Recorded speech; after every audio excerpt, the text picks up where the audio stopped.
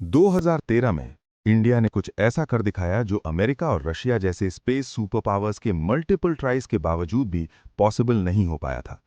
लेकिन हमारे देश ने उस इम्पॉसिबल को पॉसिबल बना दिया, वो भी अपने पहले ही अटेम्प्ट में। बजट कम थे, टाइम कम था और रिसोर्सेज भी लिमिटेड थे।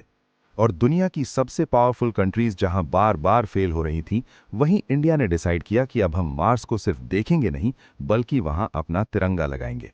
पूरा इसरो एक इम्पॉसिबल डेडलाइन के प्रेशर में था, जो थी सिर्फ 15 महीने। सिर्फ 15 महीनों में एक इंटरप्लैनेटरी स्पेसक्राफ्ट को डिजाइन, बिल्ड, टेस्ट और लॉन्च करना था। और बजट बस 450 करोड़ रुपए, हॉलीवुड की एक स्पेस फिल्म से भी कम। एस के शिव कुमार, एएस किरण कुमार, MYS प्रसाद और पी कुनिकृष्णन जैसे इसरो के इन लेजेंड्स को यह पता था कि यह मिशन रिस्की है, पर उनका फोकस सॉल्यूशन पर था, प्रॉब्लम पर नहीं। बेंगलुरु के इसरो लैब्स में रात के 3 बजे तक लाइट्स जलती रहती थीं। साइंटिस्ट्स घर नहीं जाते थे। उनकी सिर्फ एक प्रायोरिटी थी, इंडिया का पहला मार्स मिशन।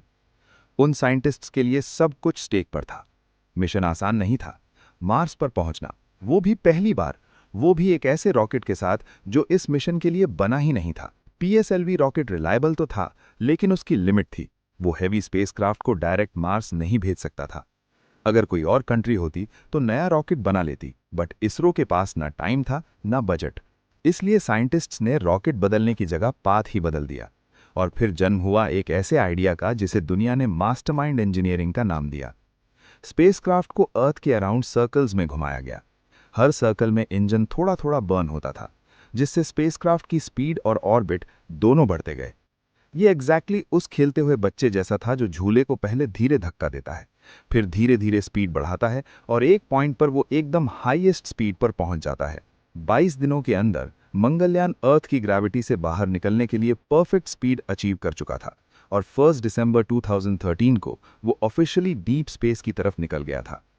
फिर शुरू हुआ सबसे टफ फेज, इंटरप्लैनेटरी क्रूज का फेज। यहां पर सबसे बड़ा चैलेंज था 12 मिनट का सिग्नल डिले। मतलब अगर स्पेसक्राफ्ट में कोई इशू आता तो अर्थ से कमांड भेजने में ही 12 मिनट्स लग जाते, जिससे अगर रियल टाइम कंट्रोल चाहिए भी तो पॉसिबल नहीं हो सकता था। इसलिए इसरो ने एक और ब्रिलियंट सोल्यूशन निकाला। मंगलयान को बनाते वक्त एक सॉफ्टवेयर ऐड किया गया जो खुद सिचुएशंस जज कर सकता था, जिससे अगर टेम्परेचर ज्यादा हो जाता तो रॉकेट खुद ही सेल्फ कूल डाउन कर लेता। अगर सोलर पैनल का एंगल चेंज हुआ होता तो सेल्फ एडजस्टमेंट पॉसिबल था। ऐसे ही मल्टीपल वेरिएशन साइंटिस्ट्स ने रॉकेट में ऐड किए थे।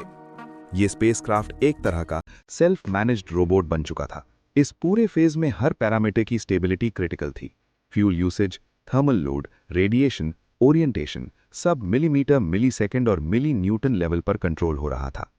और फाइनली इतनी मेहनत के बाद वो सुबह आ ही गई थी जो इसरो साइंटिस्ट्स और हमारा देश शायद कभी नहीं भूलेंगे। 24 सितंबर 2014 को मिशन का सबसे रिस्की पार्ट होना था, मार्स ऑर्बिट इंसर्शन बर्न। ये वो मोमेंट था जो मिशन को या तो सक्सेसफुल बना सकता था या इसरो की मेहनत पर पानी फेर सकता था। ये फेज रिस्की इसलिए था क्योंकि स्पेसक्राफ्ट का मेन इंजन 440 न्यूटन का लिक्विड अपोजी मोटर लास्ट बार 300 दिन पहले चला था। स्पेस के एक्सट्रीम कोल्ड रेडिएशन और वैक्यूम में इतने टाइम तक इंजन का डॉर्मेंट रहना और फिर मार्स के बिल्कुल पास जाकर परफेक्ट फोर्स देना, ये दुनिया की किसी भी स्पेस एजेंसी के लिए नाइटमेयर जैसा होता। अगर इंजन 1 सेकंड ज्यादा चल जाता तो स्पेसक्राफ्ट मार्स के पास से ओवरशूट कर जाता, और अगर 1 सेकंड कम चलता तो ग्रेविटी उसे कैप्चर ही नहीं करती। फ्यूल भी इतना लिमिटेड था कि दोबारा ट्राई करने का ऑप्शन नहीं था। पूरा mission literally one shot one chance पर डिपेंड कर रहा था। कंट्रोल रूम में एब्सोल्यूट साइलेंस था। स्पेसक्राफ्ट ने पहले अपनी ओरिएंटेशन करेक्ट की और फिर स्पेसक्राफ्ट इक्लिप्स में चला गया, जहां सनलाइट नहीं थी और वो सिर्फ बैटरीज पर सर्वाइव कर रहा था। फिर वो मोमेंट आया जब इंजन को ऑन करने की कमांड भेजी गई एंड एवरीवन फ्रोज। साइंटिस्ट्स के लिए ये मोमेंट बहुत क्रूशियल था। 1 सेकंड, 2 सेकंड्स, 5 सेकंड्स, और फिर कंफर्मेशन आया, the engine was on and the force was stable.